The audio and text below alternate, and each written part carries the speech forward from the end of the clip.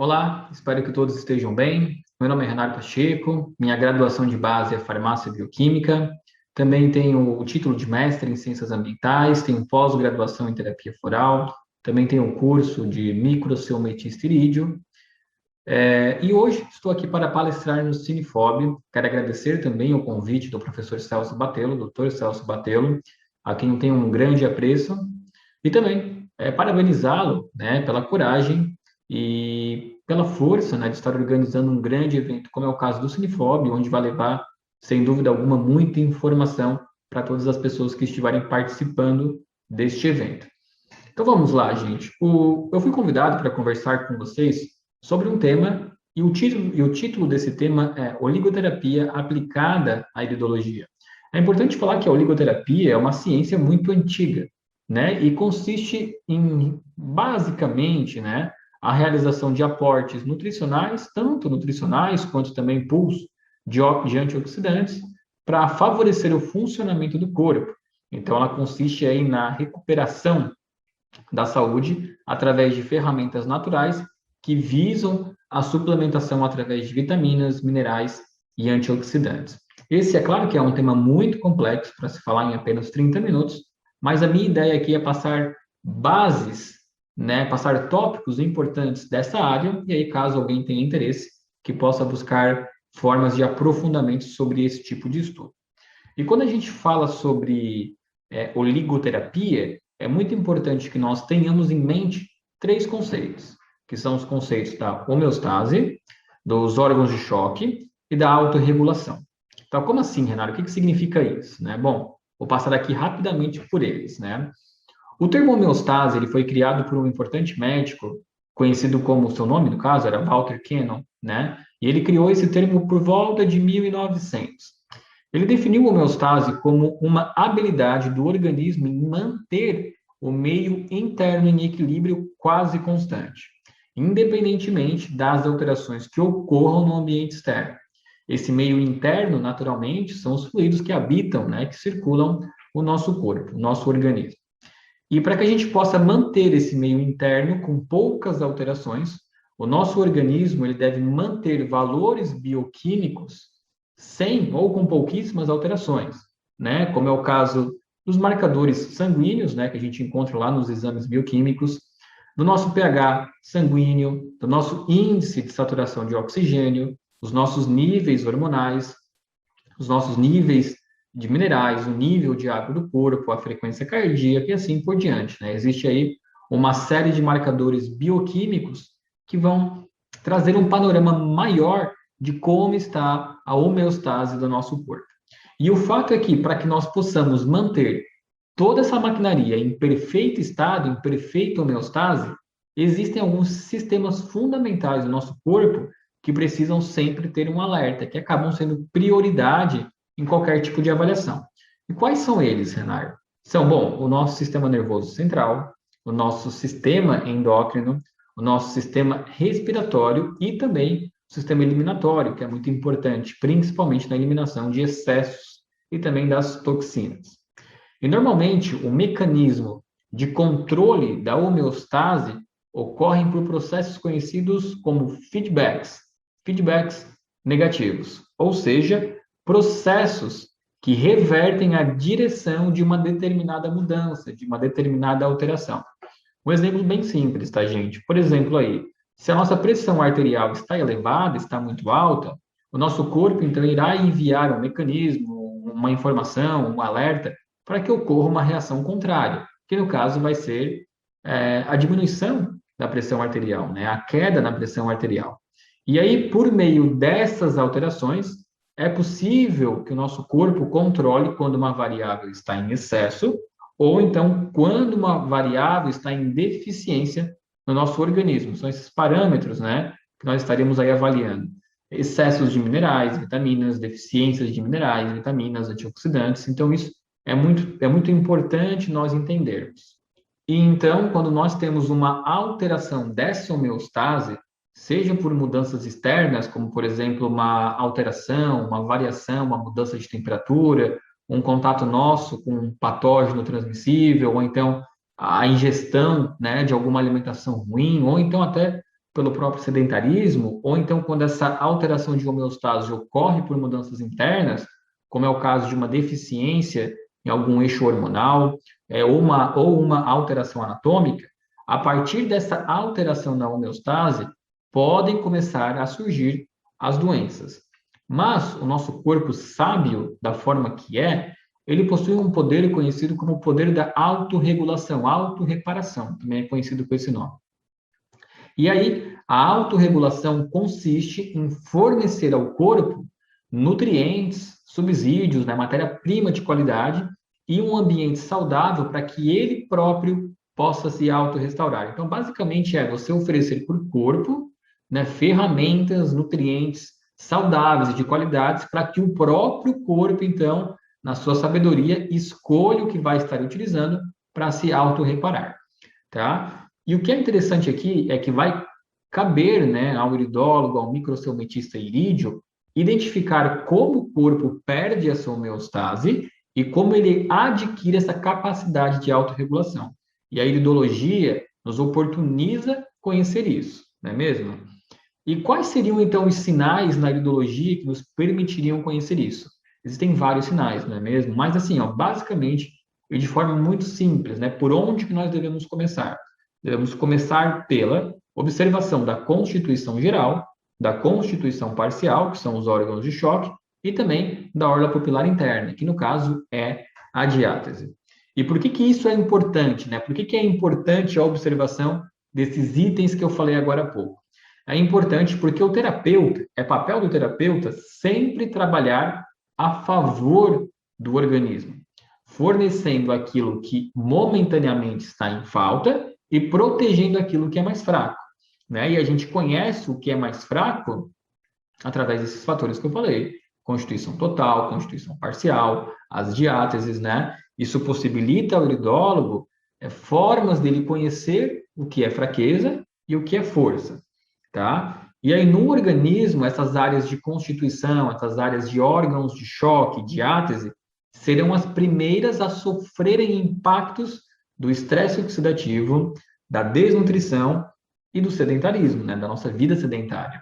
Então, o conhecimento dessas áreas sensíveis possibilita uma abordagem terapêutica, beneficiando o organismo como um todo.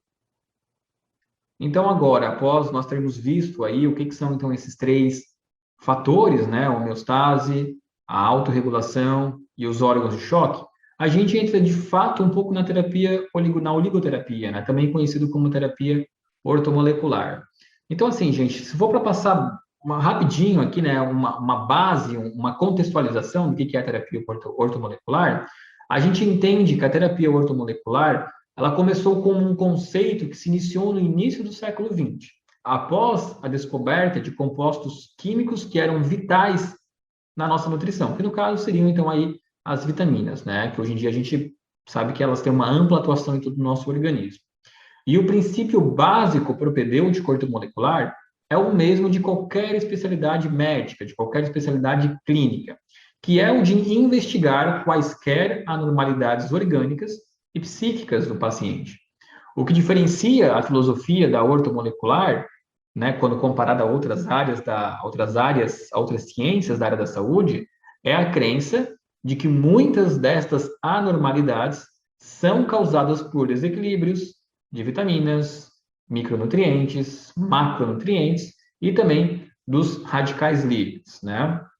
E quando a gente vai buscar dentro da Associação Brasileira de Medicina Ortomolecular quais são os três pilares básicos, nós chegamos à conclusão de que eles são simples, porém, quando aplicados, muito eficientes. O primeiro é identificar o mais precocemente possível o estresse oxidativo, né? E aqui é interessante falar que o estresse oxidativo é um assunto muito comentado na atualidade, porém que poucas pessoas possuem um aprofundamento sobre ele para entender de fato o que ele é ou o que ele não é, né? Existe muita discussão na área da saúde, onde existe uma corrente muito forte que diz que o estresse oxidativo é a etiologia de toda a patologia. Ao mesmo tempo, outras correntes falam que o estresse oxidativo é um mecanismo fisiopatológico, né? Bom, para mim, independente de ser etiologia ou mecanismo fisiopatológico, é fato que ele precisa ser combatido. E um assunto interessante aqui é que o estresse oxidativo vai afetar todas as pessoas, né? Por isso que vai ser importante a entrada de oligominerais, né? De minerais, de vitaminas, de macro, microminerais, porque esses minerais vão fortalecer as nossas enzimas antioxidantes para combater esse estresse oxidativo. Mas onde que a gente observa a manifestação do estresse oxidativo? Bom, lá nos órgãos de choque, né? Que eu acabei de falar, explicar como eles fazem parte da base da terapia, da oligoterapia.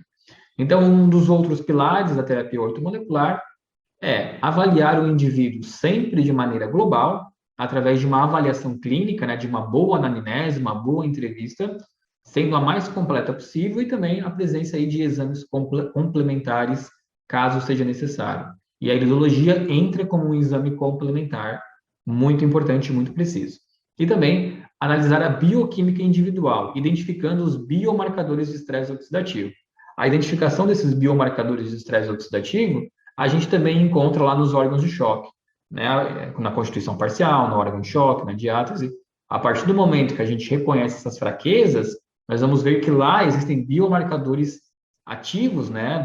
Biomarcadores que vão levar em direção ao estresse oxidativo, tá? Então, onde a gente encontra na íris esse estresse oxidativo e a carência nutricional? Basicamente, a partir de dois itens. A genética, que é a diátese, representada pela diátese, né?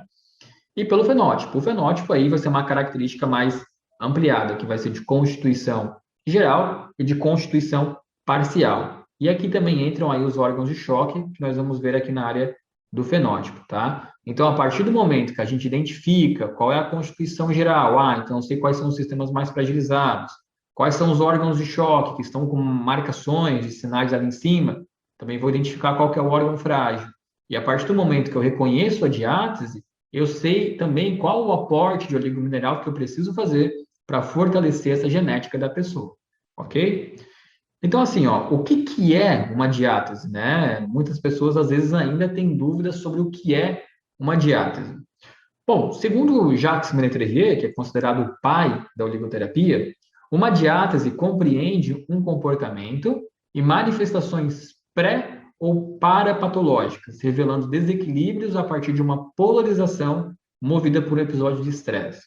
Eu gosto dessa definição porque ele usa esse termo de polarização, né? Porque entre o momento de plenamente saudável ao momento de plenamente doente, né, existe aí uma janela muito grande, onde a gente, como terapeuta, pode estar entrando para estar prevenindo uma doença, né? Então, é uma manifestação pré ou parapatológica, né? A medicina convencional, a medicina ortodoxa, muitas vezes se assusta com o conceito de pré-patológico, né? Porque eles não sabem como trabalhar nessa janela. E, de fato, porque essa janela tem que ser trabalhada com esses aportes oligoterápicos, tá?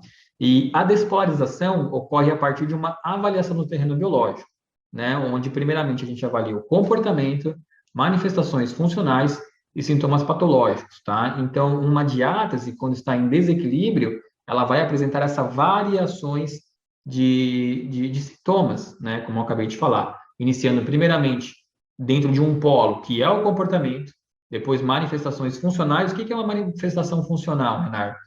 De repente, uma diarreia, de repente, uma constipação intestinal, de repente, uma azia, uma gastrite, uma dor de cabeça, né? Que surgem como sintomas muito vagos, onde a gente não consegue associar a uma patologia, mas que estão lá pelo enfraquecimento já desses órgãos de choque, da diátese, né? Então, são manifestações funcionais. E aí, sintoma patológico vai ser, de fato, um sintoma que se enquadre dentro de um diagnóstico médico de doença, tá bom? O Jacques Ménetrier também, depois de dividir essas diáteses, né? Ele fez experimentos com aportes de oligominerais para cada diátese, para ver se esse paciente conseguia recuperar o seu estado de plena saúde. Na iridologia, a gente tem um paralelo importante entre diátese e orla pupilar interna, né? O professor Dr. Silvano Esguário, que teve a honra de participar aqui nesse congresso no ano passado, nos presenteou com uma excelente aula sobre orla pupilar interna, né? Ele é um dos grandes mestres nessa área aqui. E da mesma forma que existem 5 diáteses, né? Basicamente 5 diáteses, né? Existem também basicamente 5 tipos de orla pupilar interna. Como a gente pode observar aqui, nós temos uma orla pupilar interna 1, uma aorta pupilar interna 2, 3, 4 e 5, né? Vai ser essa camada de tecido de melanina aqui ao redor da pupila que vai determinar qual que é a orla pupilar interna do paciente. E a partir da orla pupilar interna definida, né? Ou então se você optar por fazer a identificação dessa diátese através de um questionário, você vai estar estudando quais os oligominerais de carência dessa pessoa. A partir dessa identificação, você aposta em um aporte, né, em uma pool desses oligominerais de carência para trazer o paciente para o seu estado de saúde. Aqui, gente, eu trouxe uma tabelinha bem básica, tá? Aqui não tem como passar por cada característica da diátese, né? Porque seria muito tempo de aula. Mas aqueles que estão aqui, quiserem bater um print da tela, depois vocês podem estudar rapidinho aqui o que são os sintomas, as características comportamentais, os eixos, né, que são regulados ou desregulados por conta de cada orla pupilar interna, barra diátese, né? E quais seriam, então, aí os óligos para recuperar esse paciente. Aqui a gente traz um bem básico, como eu falei, né? Mas, por exemplo, aqui a diátese 1, que é o tipo estênico, ele possui naturalmente uma carência de manganês. Diátese 2, manganês e cobre, 3, manganês e cobalto, 4, cobre, ouro, prata. A diátese 5, que é uma diátese mais de característica hormonal, né? Que o eixo hormonal é muito afetado, a gente trabalha com um grupo de oligominerais maior, tá? Mas passa quase que sempre pelo aporte de zinco, cobre, níquel e cobalto. Tá? Então, a diátese é um estudo muito interessante, que vai desde o nível comportamental até mesmo sintomas patológicos, e que a gente consegue ter essa facilidade na iridologia por reconhecimento da diátese. É importante falar que nem todo diatésico vai apresentar todas essas características, porque, como eu falei anteriormente, nós saímos do nível comportamental até o sintoma patológico.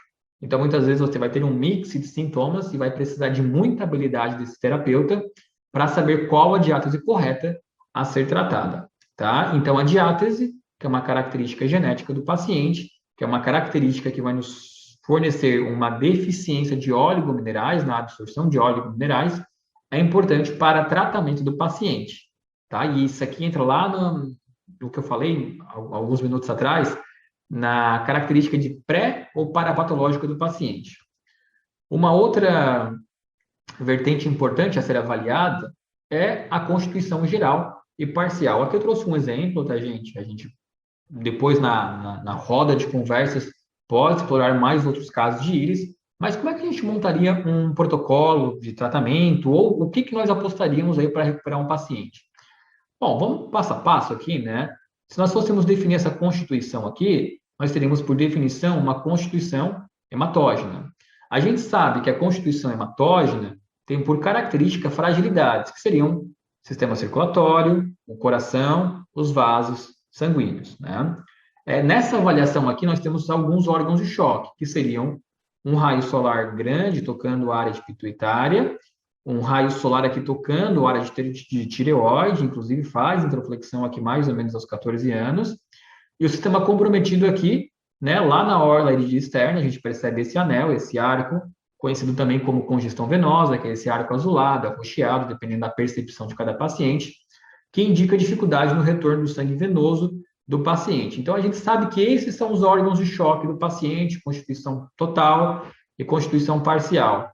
Essa pessoa pode chegar até você apresentando sintomas simples, como, por exemplo, uma dificuldade, uma formação de edema, uma retenção de líquido, né, algum débito cardíaco, algum problema de hipertensão, pode apresentar um problema de hipotiroidismo, né, ou pode não estar apresentando nada, tá? Pode estar apresentando aí simplesmente sintomas vagos, como, por exemplo, algum tipo de dor na perna, algum tipo de dor de cabeça, alguma coisa assim, que um médico que se trabalha dentro do modelo biomédico de saúde vai pedir uma série de exames, de repente esses exames também estão dentro daqueles valores de referência e não encontra nada. Mas a gente, como microcilmeticerídeo, como iridólogos, né, já consegue acessar esse paciente e passar um tratamento que o quê? Que vai andar a favor do corpo, que é isso que a oligoterapia faz, ir a favor do corpo, né? Então, é uma constituição hematógena. O que é importante estar evitando? Frituras, carnes vermelhas. É importante ter uma ingestão maior aqui de verduras, né? Porque é um tipo de constituição que tende ao desmetabolismo. Quais são o tipo de atividades físicas importantes para uma constituição hematógena com sinal de arco de congestão venosa? Caminhadas são muito importantes para fortalecer o músculo da panturrilha, atividades aeróbicas também são muito bem-vindas. Existem aqui alguns chás que vão favorecer o sistema circulatório, como é o caso do chá de alcachofra, o chá de cáscara sagrada, o chá verde. Isso aqui é uma especificação geral. Tem que ter uma avaliação, de repente um paciente tem alergia a algo e algo vai ser acrescentado ou excluído. Mas, naturalmente, vitaminas A, C, D, niacina são vitaminas muito bem-vindas para esse tipo de constituição. O macromineral, que eu digo assim, qual que é o mineral mais importante para esse tipo de constituição? Como tem por característica tendência a problemas cardíacos, o magnésio é algo que sempre vai vir muito bem. E aí, assim, tem órgão de choque que é a tireoide? Tem. Como é que a gente trata a tireoide, né? Bom, vitamina D3, iodo, vitamina A, são todos elementos muito bem-vindos. Glândula adrenal, que é a glândula da fadiga, vitamina C, vitamina D, zinco, iodo, são também oligoelementos que podem ser utilizados aqui para melhorar, né, a saúde da pessoa. Então, isso, não vou dizer protocolo, mas essa sugestão de nutrientes aqui, e é claro que não vou entrar aqui também no caráter de dosagem, porque pode ser uma dosagem maior, pode ser uma dosagem menor, mas essas estratégias aqui podem ajudar a pessoa a prevenir doenças quanto a recuperar a sua saúde, tá? Então, isso é a terapia ortomolecular, você trabalhar a favor do corpo e combater o estresse oxidativo, através da suplementação, minerais, oligominerais e vitaminas. Tá bom, gente? Aqui eu trouxe também um outro exemplo, que chegou na nossa clínica aqui há poucos dias, por isso que eu puxei aqui para a apresentação. Olha só que bacana. Isso aqui é um exemplo de dermatite atópica, tá? Mas também entra em caráter, né, de doença pré-patológica, porque ele foi no médico, não teve o diagnóstico de dermatite atópica, mas algumas vezes ao longo do ano ele tem essas vermelhidões na mão, às vezes vai para as canelas, para as pernas, e não tem um diagnóstico preciso. A gente foi lá, fez a avaliação, e eu entrei aqui basicamente com 2 produtos, tá? Com um aporte de 2 produtos. Ele tinha uma diátese 2, então eu entrei com manganês e cobre, né? Que são os oligominerais da diátese 2. Eu encontro esses oligominerais num suplemento chamado de OPI2, da flor de íris. Então, ofereci para o corpo dele essa possibilidade de autorreparação. E também entrei aqui com o Oxygen Plus, tá? O Oxygen Plus, ele é um produto obtido a partir do dióxido de hidrogênio, ou seja, ele é um produto que se encaixa na categoria de terapias biooxidativas, né? Então, fortalece o nosso sistema enzimático. Então, trabalhei aqui fortalecendo o sistema enzimático antioxidante e oferecendo oligominerais importantes para fortalecer as enzimas antioxidantes também. Isso aqui é resultado de 4 dias, tá, gente? 4 dias a gente já observa essa melhora no paciente. Tem muitos outros casos, tá? E mais recentemente ainda, eu quero mostrar mais um exemplo de caso aqui, que eu falei até agora, da iridologia, né, que entra como ferramenta para identificação de diátese, órgãos de choque, constituição total, mas também existem outras técnicas de análise, como, por exemplo, a microscopia de campo claro ou escuro, que vai conseguir fazer uma avaliação mais precisa do sangue vivo do paciente e já vai te oferecer uma resposta também. Eu vou mostrar aqui uma resposta que nós tivemos, tá? Eu vou correr com o vídeo aqui para ver como é que está o nosso tempo. Vamos lá aqui, ó. Ó, esse aqui é um caso de antes. Fazer um videozinho aqui da dona Terezinha Graff. Ó, nesse vídeo aqui a gente observa como existe casos de agregação plaquetária de células FULU, né? De algumas moléculas de gordura, de toxinas no sangue, né? E o quanto essas hemácias não estão arredondadas, estão paradas, né? Estão agregadas. Então, isso aqui é um clássico caso de estresse oxidativo. Para a gente comprovar ali a eficácia do Floral Oxygen Plus. Hoje é dia 11, né? 11 do 2. Eu acho que é dia 11. 11 do 2. E domingo foi dia... Sábado foi dia 8. Hoje é quarta, né? Hoje é quarta. Então, aqui foi o vídeo mais de 1 minuto, tá? É um terapeuta que trabalha aqui na nossa equipe, que faz esse estudo de microscopia. E aí, gente, depois, tá? Se não me engano, foram 15 dias, tá? Mas vamos ver, vai falar aqui no vídeo o tempo, tá? Mas já observem como as hemácias estão desagregadas, né? O quanto elas estão fluindo e circulando melhor e o quanto já assumem essa circularidade da hemácia. Não, bastante diferença Achei uma boa ali. diferença já. Boa diferença, né? A gente tem o vídeo do antes e depois, né, dona Terezinha? Sim. Só usando o Oxygen Plus e olha só como que fica as hemácias, né? Todas arredondadas, cheias de oxigênio, né? Então aí, ó, ela usou só um vidrinho do Oxygen Plus e já promoveu bastante oxigenação aí nas hemácias. Não usei mais nada, foi só o Oxygen Plus. Então esse aqui é o retorno da dona Terezinha. Então, gente, um vidrinho de Oxygen Plus, como o nosso colega falou no vídeo ali, ele vai durar em torno de, bota aí 20 dias, tá? Às vezes acaba um pouquinho antes.